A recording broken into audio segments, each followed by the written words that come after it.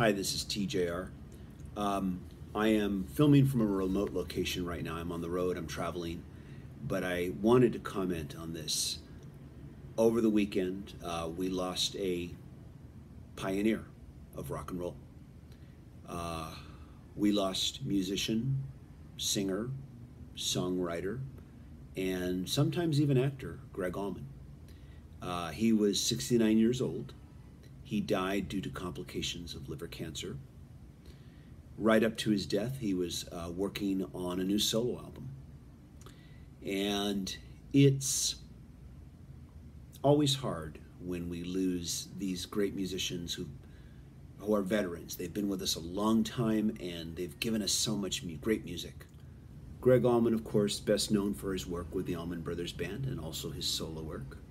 And they've been very justly credited with being pioneers of country rock.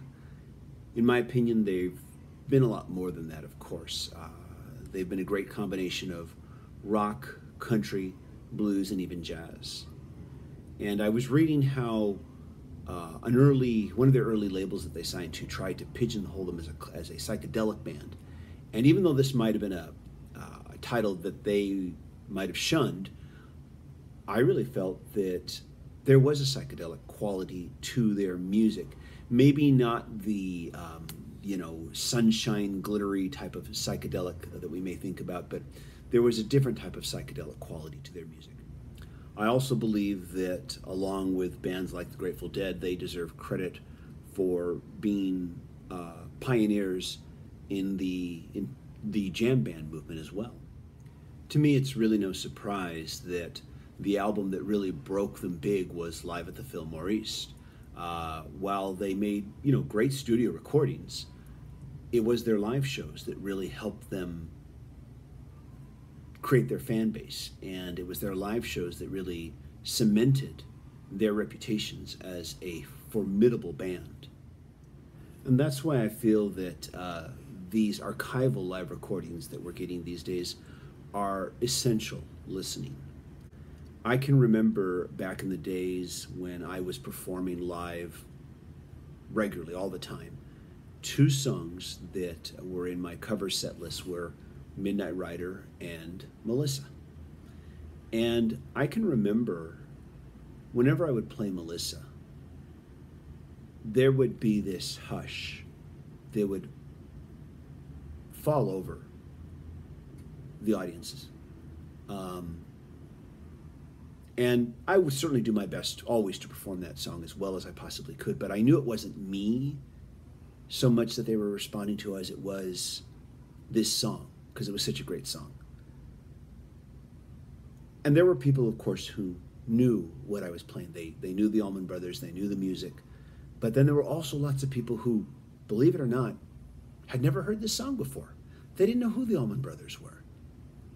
And they would come up to me after the song was done or on a break, and they'd say, "Who is that song by?"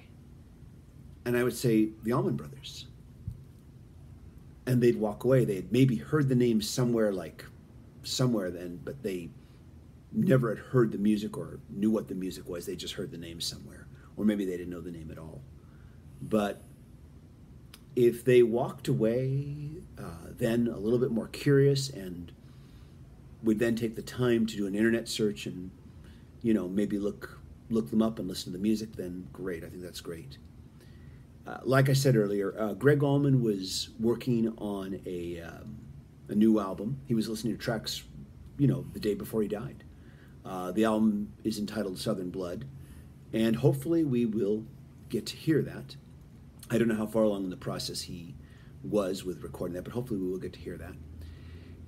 In his autobiography, he writes that when he does die, he said, that his brother, Dwayne, who of course died tragically young, will be there to greet him and say, "Hey, good job, brother."